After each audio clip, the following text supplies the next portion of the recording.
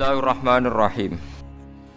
Kata Imam Ghazali, kalau nu jeling tenan. Kenapa Imam Ghazali disebut Hujatul Islam? Sama nak kepen syukur itu gampang. Duit randuwe, utang wakeh, jatuh tempo, bojo wani, anak kecewa di bapak kowe, terus mutek ngamek kowe. Niku jari Imam Ghazali kena sekarang ana nikmat moro kuburan.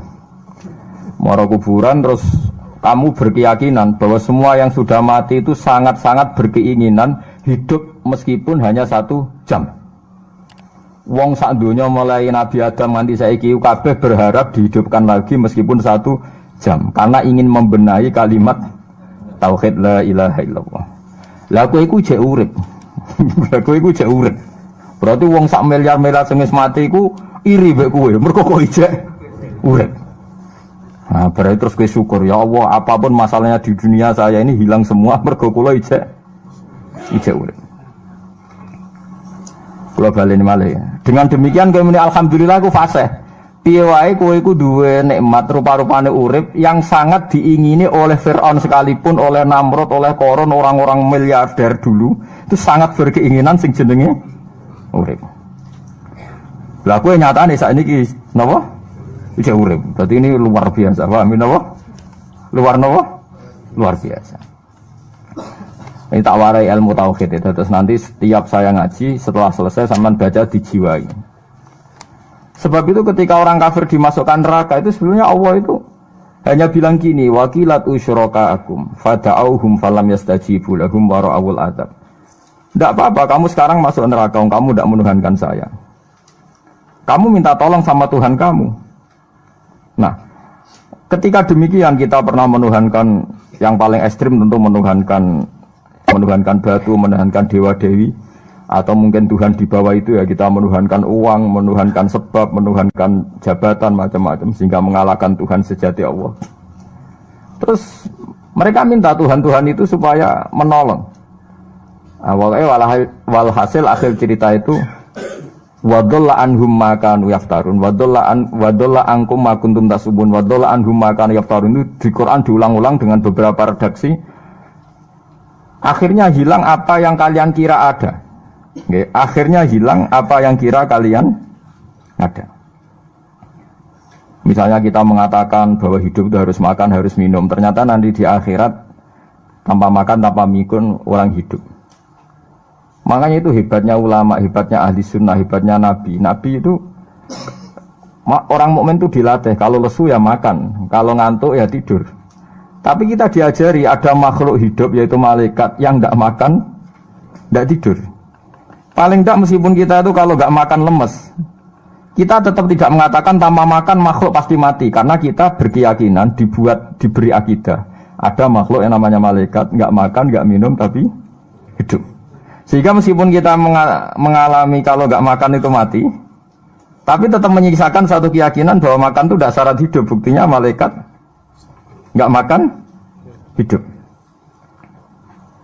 Paling tidak dengan keyakinan itu kita tidak mendewa-dewakan harus makan. Itu cara Nabi mengajarkan kita. Faham gitu. Terus ini saya ulang-ulang. Makanya disebut wadalla anhum. Apa yang mereka kira ada itu dari awal tidak ada. Apa yang mereka dikira ada nanti di akhirat tidak ada. Lah sing ada itu tetap nopo alhamdulillah. Makanya ketika nanti orang masuk surga da'wahum fiha subhanakallahumma wa tahiyyatuhum fiha salam wa akhiru da'wahum alhamdulillahi rabbil alamin.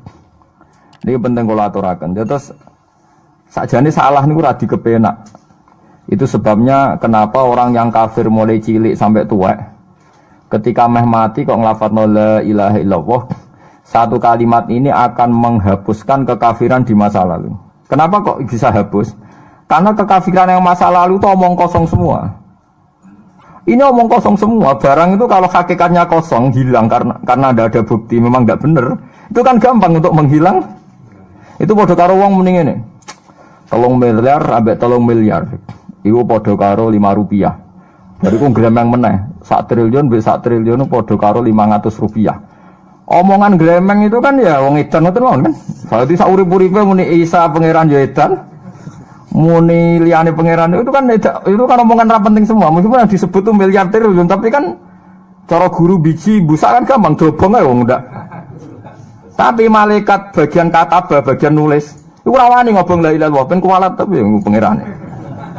Makanya saya pastikan sekali sampean nglafadz la ilaha illallah itu benar, malaikat sing sentimen mbek sampean pun ndak bisa bakar itu. Kuwalat den. Paham juga maksudnya? Paham ya? Jadi jelas guys niki kenapa kalimat itu begitu dikjaya. Paham ya? Begitu dikjaya. Lah soal kita ngalami di zaman akhir. Orang lafadzkan kalimat itu dianggap bid'ah terus tukaran. Ya kita semua ngalim bingung kalimat itu salah apa dianggap napa bid'ah. Wong kalimat disifati thayyibah sing lafadzno dihukumi nglakoni bid'ah. Lah sing diarani bid'ah ya ora trimo pisan, malah gawe hadis palsu. Fadilail wiridani malah palsu hadis. Sajane cara padha warase ngoten ora perlu debat bulet ngoten. Padha warase larnya kono nganggo kapasitas ulama, kita pakai kapasitas apa? Ulama, terus kita diskusi baik-baik. Di kula baleni malih nggih, kenapa kalimat thayyibah disebut kalimat baqiyah? Dalam istilah Quran wal baqiyatus sholihat. Baqiyah itu sesuatu sing abadi. As-sholihat itu sing layak, sing apik, sing selalu duwe eksistensi. Soleh maknane layak. Layak iku mergo wujud. Nggih kula baleni malih tak wari filsafat ilmu hakikat. Sing darani layak iku sitok mergo wujud. Nak barang ora wujud itu jenenge dilafadzno tapi mboten layak. Jadi barang ana sing dilafadzno tapi ora layak, ana sing ora usah dilafadzno tapi wis layak disebut sholihat. Saleh maknane apa? Layak atau punya eksistensi. Misalnya begini ya, kalau tak warai ya, ben sampean nang lafadzno la ilaha illallah niku benar. Ketika manusia itu menganggap yasumu maknanya menganggap itu sesuatu tidak ada tapi dianggap nopo ada, itu jenenge menganggap. Ketika manusia itu menganggap bahwa tidur itu penting, kalau orang tidak tidur itu maka dia akan lemah, kalau orang tidak makan itu dia akan mati. Sebetulnya semua ilmunya manusia itu menganggap, karena diulang-ulang oleh satu kejadian, kalau nak gak mangan itu lesu, nak gak turu itu lemes, terus dia menganggap kalau gak tidur itu orang mati, kalau gak makan itu orang mati. Itu ilmu yang dikatakan oleh para ahli hakikat hanya menganggap itu sah, karena anggapan manusia salah itu sah, keliru ya sah, benar ya sah, tapi ya hanya anggapan. Tapi dalam ilmunya Allah Ta'ala sing abadi, kehidupan itu tidak bersyarat makhluk itu harus makan, dan Allah bisa membuktikan itu lewat Allah menciptakan apa? Malaikat. Nah sehingga semua ilmu selain ilmu hakikat itu dalam bahasa ilmu hakikat disebut kita menganggap, kita merasa tahu. Bukan saya tahu, tapi saya merasa tahu. Nah, liane kalimat la ilaha illallah itu semuanya begitu. Kita merasa tahu bahwa kira-kira begini, kita melihatnya begini.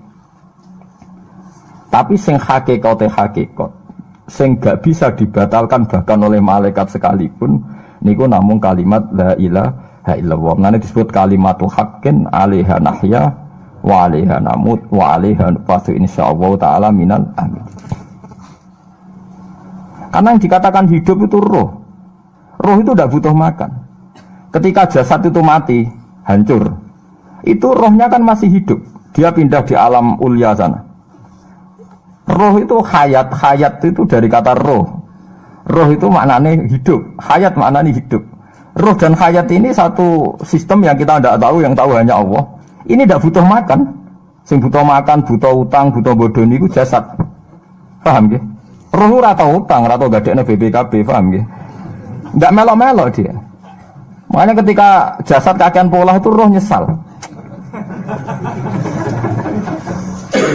Kok ngatasnamakan saya demi hidup sampai direwangi utang-utang wong, direwangi uripe bulet. Toh saya bisa hidup tanpa hutang. Lah iku manusia iku aneh. Makanya disebut alam rohaniin itu sudah.